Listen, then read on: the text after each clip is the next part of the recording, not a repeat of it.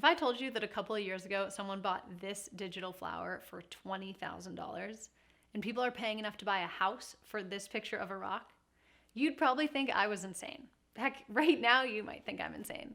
But it's true, and it's all thanks to NFTs. To dive into this emerging investment opportunity, today I'm speaking with Nat Disston, a venture builder and investor with a focus on Web3 and NFTs.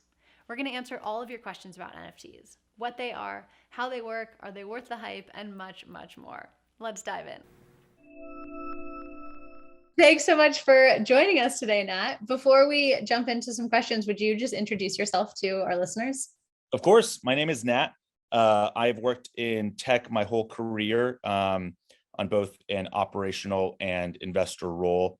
Most recently, I've been working at a venture capital fund. We invest in and build new technology companies, both in Web 2 and in Web 3, and have been working very closely with a lot of, current and new portfolio companies on, strategies in Web 3, a lot of which revolves around the very exciting new technology of NFTs. So for people who don't know, what is Web 3? Yeah, Web 3 is like everything that encompasses, crypto, blockchain, and NFTs, right? The underlying technology empowering all of that is, blockchain or distributed ledger technology. That's what powers cryptocurrencies and Bitcoin, as well as NFTs. And Web 3 is the, business applications built on top of those platforms or the platforms themselves. And it requires Web 2 to be in place before you can get to Web 3.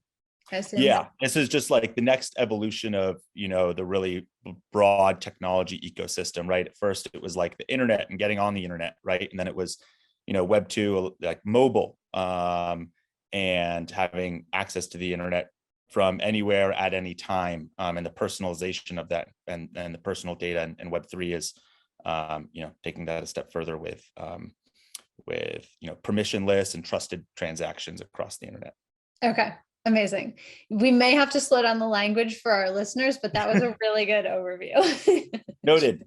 All right. So let's start with the most basic question, which is what are NFTs? Yeah, this is a fun one. So NFTs is non-fungible tokens, right? Which is a really fancy way of saying like irreplaceable or not interchangeable, right? Fungible means, let's take the first part of the thing, non-fungible, right? So fungible means something that can be exchanged with an identical item, right? My $1 is the same as your $1. Whereas non-fungible items are unique items, right? The artwork that I own is not the same as a piece of artwork that you might own. And so I can't necessarily trade the artwork that's on my wall for the artwork that's on your wall. And then the last part of the word, right, is tokens, right? So tokens are like Bitcoin, right? But unlike Bitcoin, they can't be exchanged one-to-one with other units of that token. As we mentioned, right, each token represents a unique item. And then also, right, because it's a token like Bitcoin, it's on the blockchain, right? So there's a public record of who owns it, who has owned it in the past, how much it was paid for and when, right? You can see the whole history of, where this digital ownership has gone, and it can't be copied, right? So this is a big thing that people get hung up on a lot is, can't you just take a screenshot of like a digital piece of art, right? You can, but you still don't own that piece of art, right? You can't go sell that screenshot. The common retort to that is like, you can't, you could go take a photo of the Mona Lisa, right? But you can't sell a photo of the Mona Lisa for money, or at least you can't sell it for anywhere near the amount of money that the Mona Lisa is actually worth, even if you're like the best photographer in the world. So that's kind of what NFTs are in a nutshell, right? And one last important thing to note is, they're oftentimes digital, right? Digital artwork, but they don't have to be entirely digital. They can be like digital they can be hybrids, right? So they can, accompany a physical item, or they can be, digital versions of physical items. So some examples of that are like collectible sneakers, or the deed to a house, or even like your own, your own identity, like your birth certificate. Okay. Got it. I didn't realize it could be applied to physical items as well. That's a Yeah, whole other application. yeah, yeah. Okay. It's really cool. I think there's a lot of hype, and it's been rapidly adopted by the art community because um, that's like a very easy first application of the technology. But the underlying technology has a lot of use cases that I think is equally, if not more exciting than what we're seeing in like the NFT art world right now. Yeah, yeah. As you just started to describe it, the idea behind not taking a screenshot of something, or you could take a screenshot, but then you couldn't sell that. Things are starting to click for me of realizing how NFTs are used to invest. It's basically you're buying things to then sell it, and you can prove your ownership with an NFT. Exactly. Okay. Yeah, it's great for proving ownership, authenticating things. So anything that can't be duplicated in the real world has a great application for verification and tracking on the supply chain, from physical goods you might buy to digital things you consume, like music and IP, all the way to artwork. Got it. So wasn't it some artist who put their record out as an NFT?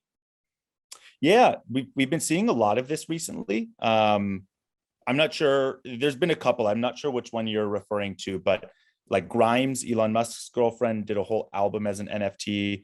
There's actually a company that was launched recently called Royal that helps artists raise money for their upcoming albums through NFTs.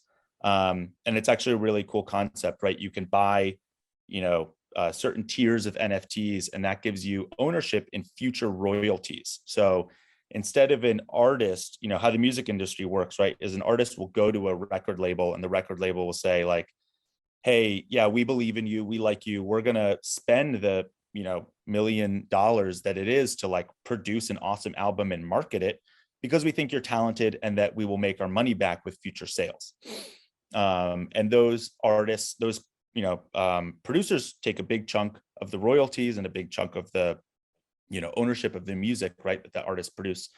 And what these NFTs are doing is actually allowing the fans to be that producer, right? So I can buy an NFT for $100, $1,000, $10,000, and that gives me certain ownership rights of their royalties in the future, right?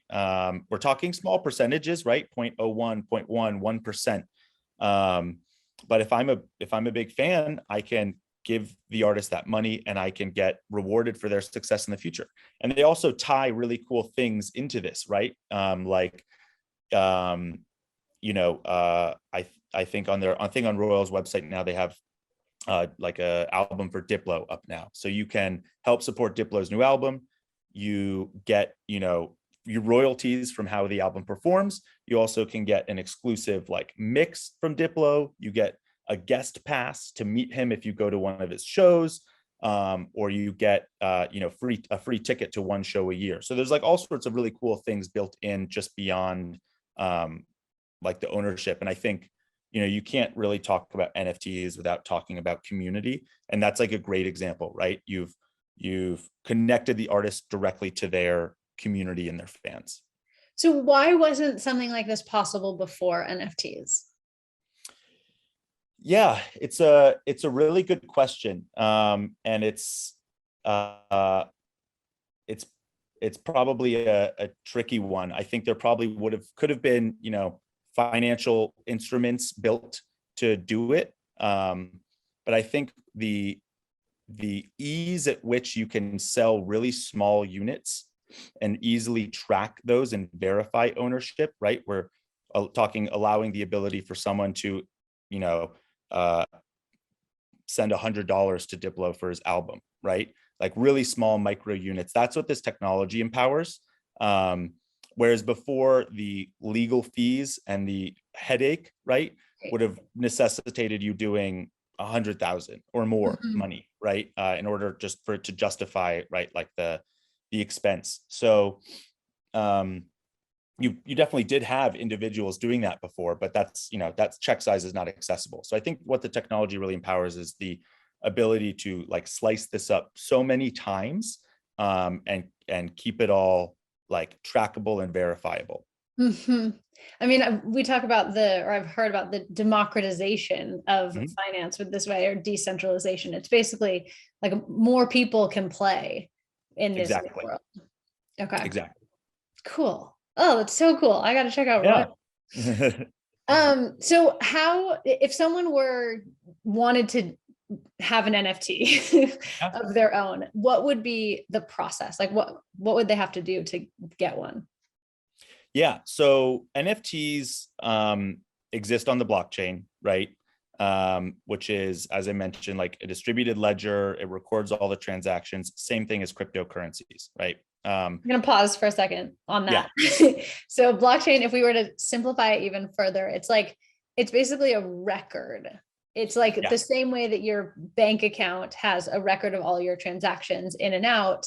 The blockchain is basically the ledger for all the transactions, not just yours, but mine and this other person. Exactly. Exactly. It's the ledger for all the transactions, and it's public, and it's lives on the internet. And so it's basically, stored among a bunch of different computers. We're talking tens of thousands of computers, right? And when a new transaction happens, it gets broadcast to all of those computers. They all verify that that transaction happened, and then it's recorded.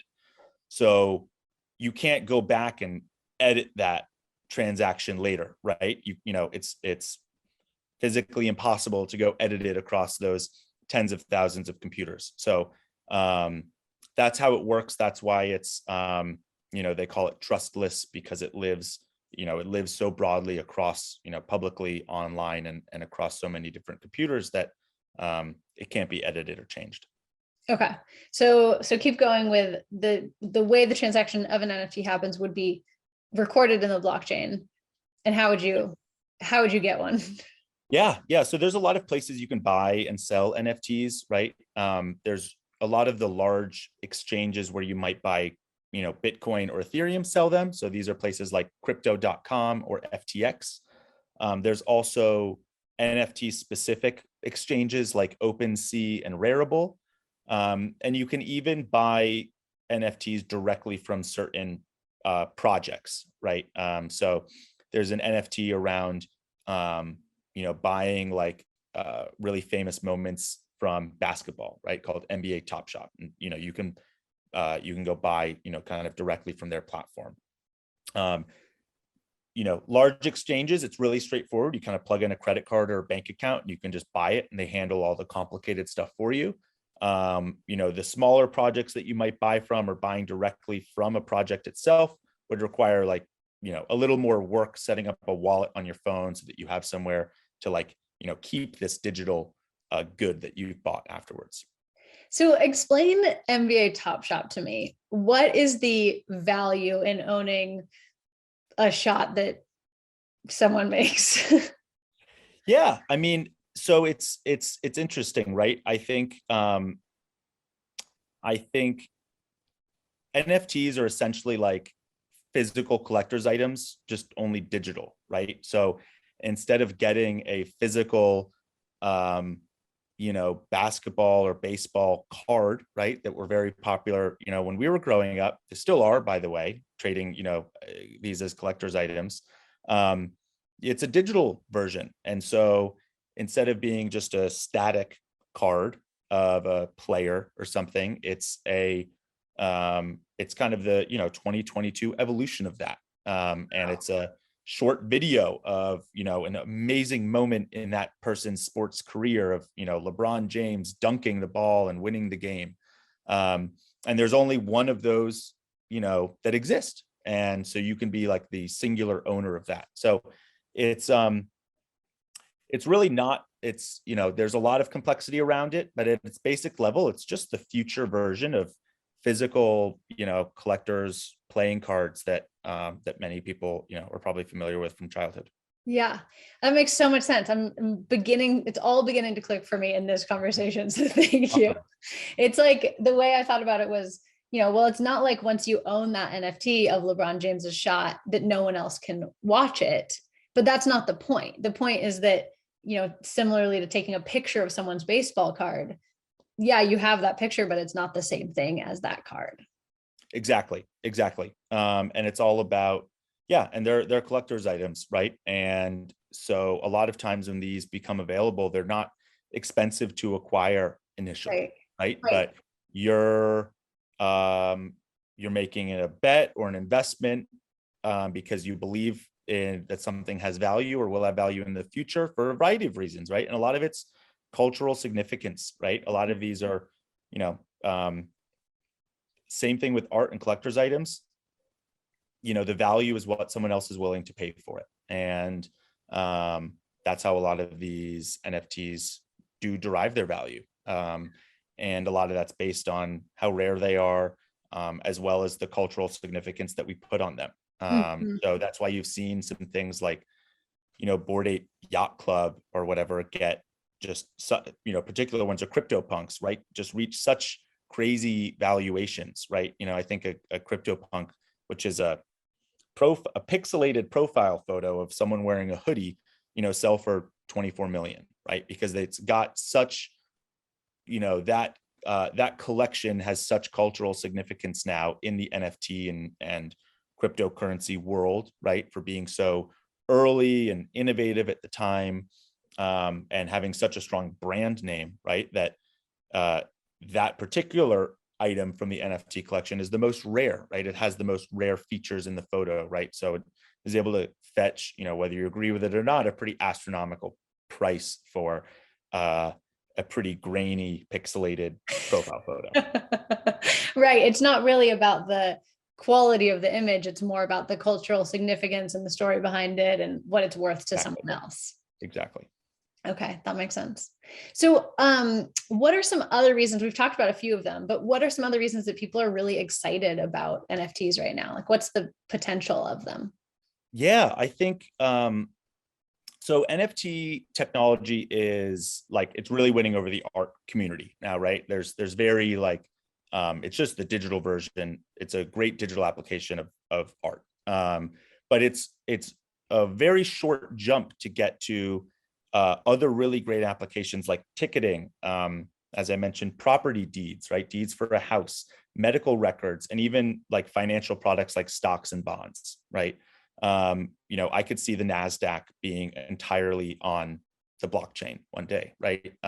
Which would allow for, micro, you do have fractionalized stocks now, but like micro fragments of stocks, right? Which would allow people like all over the world access to stock buying, instant settlement, right? Stocks, it's a pretty complicated process for stock trading now and takes several days for, the ownership to actually settle. And, the technology, and really the adoption and regulation has not evolved there yet, but it's coming. And so I think that's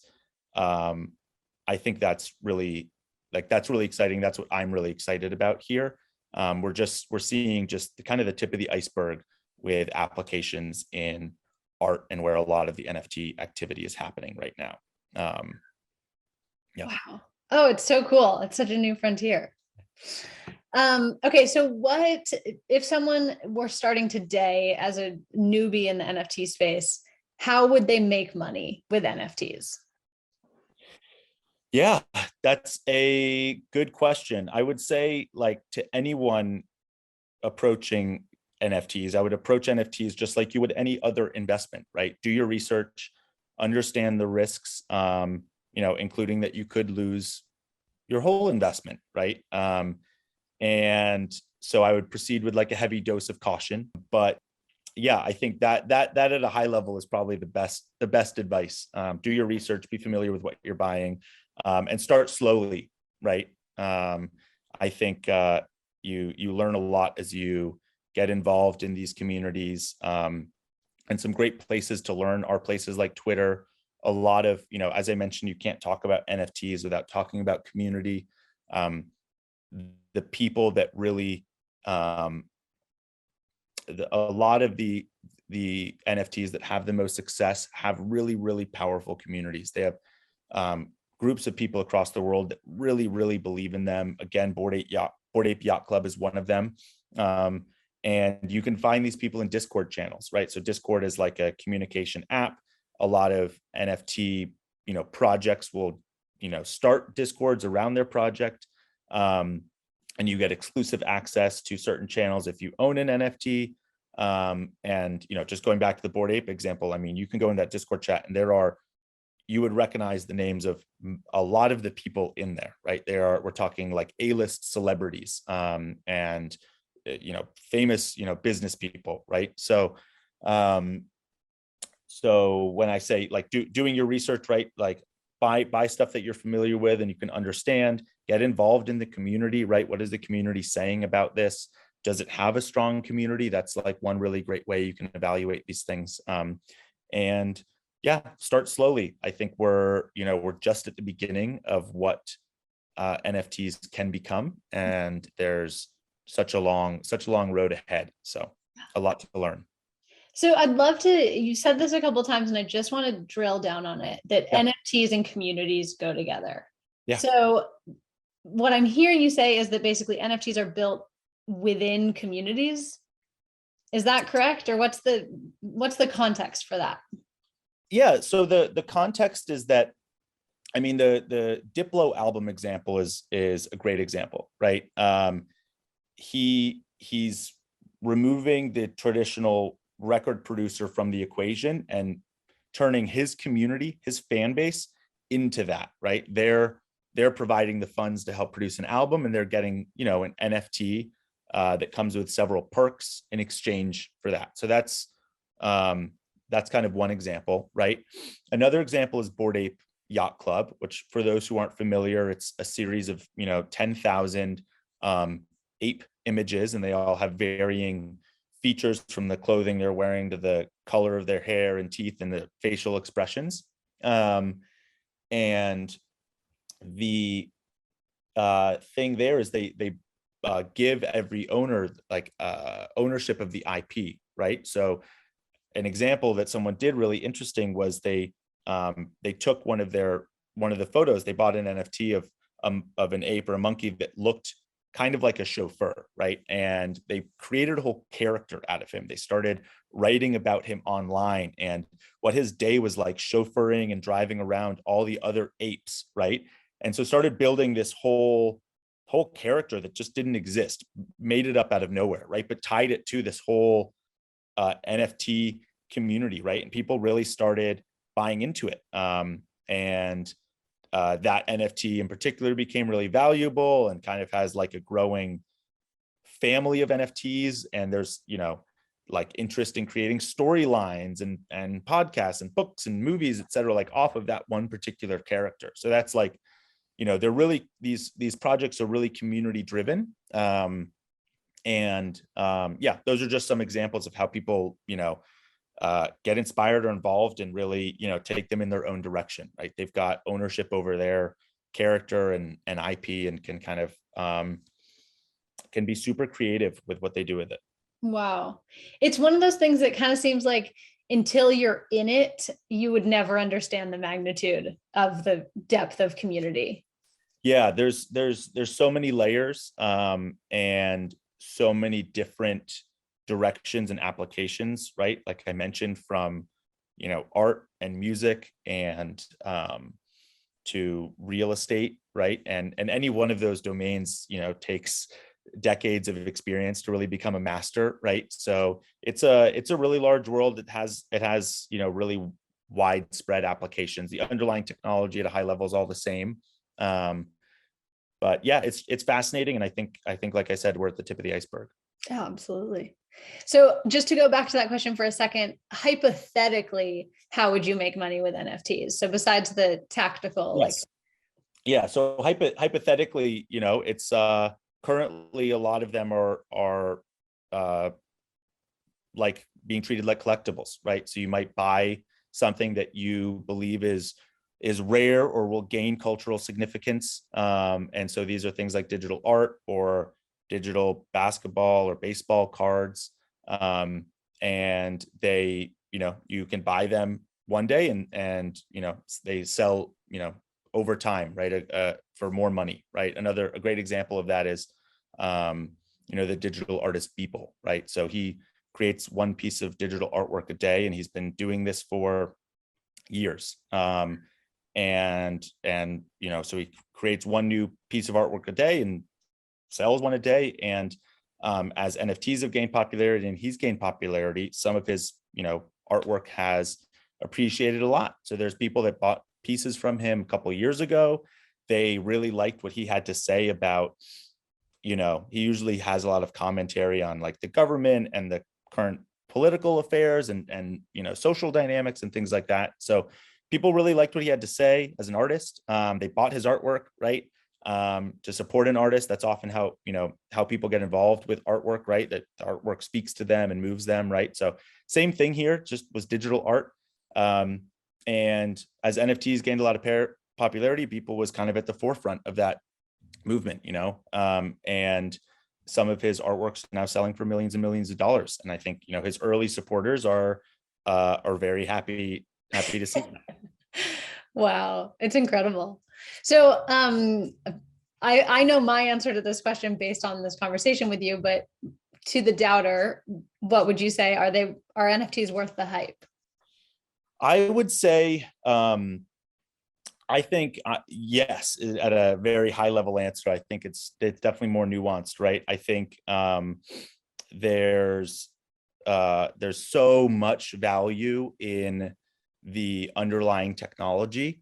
I think, one example people often relate this to is like, if you compare it to the progression of the internet, we're still in 1996, 1997, right? Amazon has like just been founded, right? So as a bookstore. yes. There's a lot of things are gonna and then shortly after that, the dot-com bubble crashed, right? And I'm not saying we're in for a big crash or anything, but there's so many evolutions of companies and ideas and projects ahead of us. And on the whole, we're just going to see like amazing uses of this technology, amazing growth, and tons of value created. It's just really hard to see or know, what those are going to be just yet, right? And I think it's just a really exciting time to watch the space and start getting involved and start learning, because everyone's a beginner, right? The space is so new. Even people who have been working in it since the beginning have only been doing it for a couple of years, right? So if you feel like you don't understand it or you're too new to the space to be involved, everyone is, right? And everyone's learning and teaching each other and figuring it out along the way. So I think that makes it really cool. It's a very like embracing community, and everyone's learning. Cool. Do you personally own any NFTs? I do. I haven't bought any of significance, I would say. I've bought a handful of things as like experiments, some artwork that comes with memberships, some different game things or pieces of fashion, just trying to understand what's the buying and selling experience like, what are the how easy or difficult is it to do this, and then just how does it feel to buy these things, and what is the emotional benefit of owning things, and what can you get out of it? Because as someone who works in tech, this is clearly like very this is very significant, right, for a lot of the companies that we're going to be working on. So just starting to get involved and wrap my head around it has been the goal. Wow. Cool. So just to wrap up, I'd love to, we mentioned a lot of resources. If someone were interested in just learning more and maybe like joining a community and exploring, what would be your, maybe let's say, top 3 recommendations for getting started? Yeah, top 3 recommendations. That's a really good question. I mean, I think there's some great people to follow on Twitter. I would probably follow some specific projects, right? A lot of NFTs now are built on top of Ethereum, but Solana just announced, they're another platform similar to Ethereum, announced that they'll be hosting NFTs. So as, platforms evolve, they're putting out a lot of content around how they'll work, what's being built on top of them. And so I think learning from a fundamental basis is very useful. A lot of this stuff you can just find on Twitter. I think getting involved in Discord channels for like particular projects you find interesting, things like Bored Ape Yacht Club, CryptoPunks, etc. There's a lot of Discord channels around particular, whether they're specific projects or more broad topics like NFTs and real estate. There's a lot to see, and like I said, a lot of people are teaching each other, learning along the way, and there's a lot of interesting conversations happening. So Yeah. Discord and Twitter, I think, are probably the two most useful places you can go to. Perfect. Yeah, I love what you said about, everyone's a beginner when it comes to NFT. This is a totally new space. And so for those people who are just getting started, to remember that you're not alone. A lot of people are just getting started. Exactly. And there's a great podcast too called like NFTs for newbies or something. And they actually say that they're like, we don't know anything about NFTs. We're learning with you live on this podcast. Right. And so they kind of go through this like journey publicly that's pretty interesting. Amazing. That's a good resource. Cool. Well, thank you so much, Nat. I know I learned a ton. I hope our listeners did. Of course. I appreciate it, Britt. Thank you so much for having me. I hope this helped clarify what the heck an NFT is, or at least gave you enough information to stay in the conversation at your next dinner party. If you found it helpful, be sure to give it a thumbs up. And if you want to learn more about investing, be sure to subscribe to our channel. Thanks for watching.